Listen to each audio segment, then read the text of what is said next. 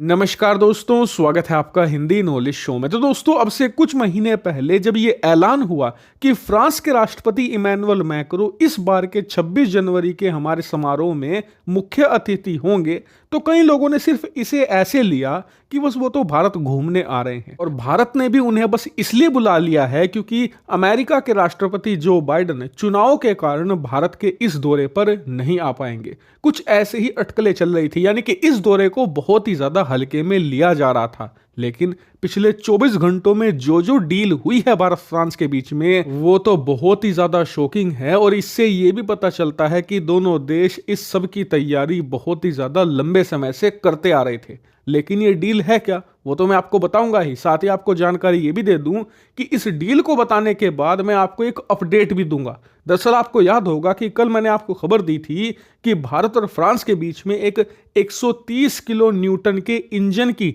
Deal हो सकती है। उस पर बड़ी अपडेट आ गई है, वो भी आपको दूंगा। लेकिन सबसे पहले अपनी इस मेन खबर को विस्तार से जानते हैं। तो दोस्तों, हुआ यह है कि खबर निकलकर सामने आई कि आज भारत और फ्रांस के बीच में एक बड़ी डील हुई है और ये डील हुई है भारत की कंपनी टाटा और यूरोपियन एरोस्पेस जायंट एयरबस के बीच में। दोनों कंपनियां भारत में मिलकर एक ऐतिहासिक प्रोजेक्ट पर काम करने जा रही है और ये प्रोजेक्ट इतना बड़ा है कि अगर सक्सेसफुल हो जाए तो इसका मार्केट 55 से लेकर 60 बिलियन डॉलर का आज है और 2030 तक ये 100 बिलियन डॉलर के मार्क को पार कर जाएगा। खासकर कि एशिया में बात करें तो ये फास्टेस्ट ग्रोइंग मार्केट है और सबसे खास बात, चीन इस मार्केट को कैप्चर करने की कई बार कोशिश कर चुका है लेकिन बुरी तरीके से विफल रहा है। इसका कारण ये है कि चीन के पास इसकी प्रॉपर टेक्नोलॉजी ही मौजूद नहीं है और जो है वो बहुत ही ज्यादा आउटडेटेड है। और इसीलिए चीन ने अमेरिकी कंपनी बोइंग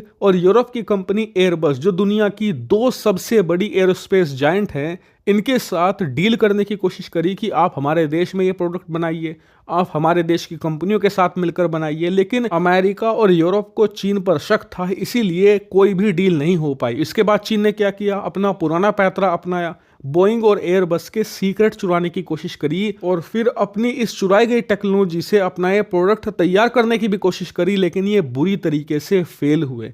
इससे आप अंदाजा लगाइए कि ये कितनी ज्यादा कॉम्प्लेक्स टेक्नोलॉजी है। अगर आपके पास आ भी जाए तो बिना अनुभव के आप इसे तैयार नहीं कर पाएंगे। और इसीलिए अब जो टाटा है भारतीय कंपनी, वो यूरोपियन कंपनी एयरबस के साथ मिलकर इसे बनाएगी। और सबसे खास बात यह है कि यूरोप को भारत पर ट्रस्ट है कि भारत उसकी टेक्नोलॉजी नहीं चुराएगा, ना ही उसे रेप्लिकेट करेगा और उनके साथ ईमानदारी से साझेदारी करेगा। इसीलिए अब फ्रांस यूरोपियन कंपनी एरोस्पेस को भारत के साथ ये डील करवा रहा है और ये डील लगभग हो चुकी है और अब भारतीय कंपनी टाटा और एयरबस मिलकर भारत में अपना प्रोडक्ट बनाएंगे जिसका नाम होगा H125। क्या है H125?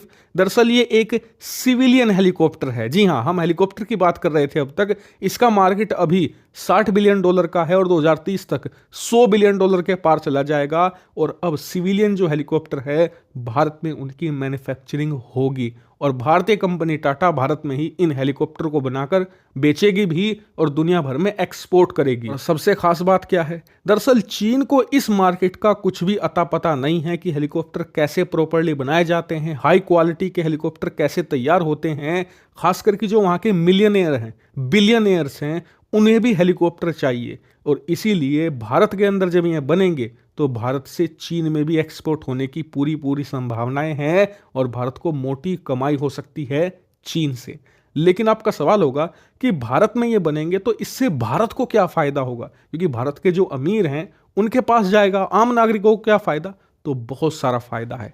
सबसे पहले आम नागरिकों को फायदा यह है कि जो इस प्रकार के सिविलियन हेलीकॉप्टर होते हैं, इनका इस्तेमाल किया जाता है डिजास्टर मैनेजमेंट में। मतलब कि कहीं पर बाढ़ आ गई, कहीं पर किसी प्रकार का भूकंप आ गया जिससे तबाही मचती है, तो ऐसे में इन हेलीकॉप्टर की मदद से आप आसानी से रेस्क्यू ऑपरेशन चला सकते हैं। आपको भारी भरकम मिलिट्री हेलीकॉप्टर की जरूरत नहीं है। दूसरी बड़ी बात यह कि इन हेलीकॉप्टर की मदद से आप एयर एम्बुलेंस की जो सुविधा है उसे बढ़ा सकते हैं। आपने देखा होगा कई बार जो पहाड़ी इलाके हैं, दूर दराज के इलाके हैं, वहां पर कोई गंभीर रूप से बीमार हो जाता है, उसे अगर एक अच्छे अस्पताल में भेजना होता है तो कई सौ किलोमीटर का सफर तय करना होता है और पहाड़ों में कितने घुमावदार रास्ते होते हैं, मुश्किल से आप 40 की स्पीड नहीं चला सकते। ऐसे में उस व्यक्ति की मौत होने की संभावना होती है। ऐसे में तुरंत उसे इलाज मिले, इसके लिए एयर एम्बुलेंस की सुविधा होती है, लेकिन भारत में ये सुविधा उतनी अच्छी नहीं है। ऐसे में जब भारत में ये हेलीकॉप्टर बनेंगे तो बहुत सस्ती कीमत में आएंगे, जिससे कि भारत में एयर एम्बुलेंस की सुविधा बढ़ाई जा सकेगी। तीसरा बड़ा फायदा ये है कि अगर आप किसी तीर्थ क्षेत्र में जा रहे हैं, जैसे कि माता वैष्णो देवी के पास, या फिर आप केदारनाथ धाम जा रहे हैं, चारों धाम की यात्रा कर रहे हैं, तो जो बड़े बुजुर्ग होते हैं वो पैदल नहीं चल सकते या चढ़ाई नहीं चढ़ सकते, और ऐसी जगहों पर केबल कार की भी सुविधा नहीं होती। ऐसे में हेलीकॉप्टर की सुविधा उपलब्ध होती है, लेकिन अभी ये बहुत एक्सपेंसिव है और कई इलाकों में तो उपलब्ध भी नहीं है। ऐसे में जब ये हेलीकॉप्टर भारत में बनेंगे तो जो कंपनियां हैं हेलीकॉप्टर सर्विस देने वाली, उनकी संख्या बढ़ेगी, जिससे कि कंपटीशन बढ़ेगा, जिससे कि रेट कम होंगे बहुत ज़्यादा, और फिर उसके बाद इसकी सुविधा हर एक धाम तक भी पहुंच सकेगी। यानी कि सिविलियन हेलीकॉप्टर के बहुत ही ज़्यादा फायदे हैं, सिर्फ एक नहीं अनेकों फायदे हैं। इसीलिए जब ये मेड इन इंडिया होगा, यानी कि भारत में मैन्युफैक्चर होगा, तो इसे हम एक्सपोर्ट भी करेंगे और भारत के जो दूर दराज के इलाके हैं वहाँ पर सुविधा बढ़ाने का भी काम करेंगे। हालांकि इस डील के अलावा एक और आपको अपडेट देनी है। दरअसल मैंने आपको कल शाम खबर दी थी कि भारत और फ्रांस के बीच में एक जेट इंजन डील हो सकती है। दरअसल आज इस पर अपडेट आ चुका है। भारत ने ही इस पर कंफर्मेशन दी है कि भारत और फ्रांस के बीच में इस मुद्दे पर बातचीत हुई है और अब दोनों देश मिलकर एक जेट इंजन पर काम करना जल्द ही शुरू कर देंगे। और जैसे ये काम शुरू होगा, सबसे पहले खबर आपको हिंदी नॉलेज शो पर मिलेगी। इसीलिए चैनल को सब्सक्राइब कर लेना।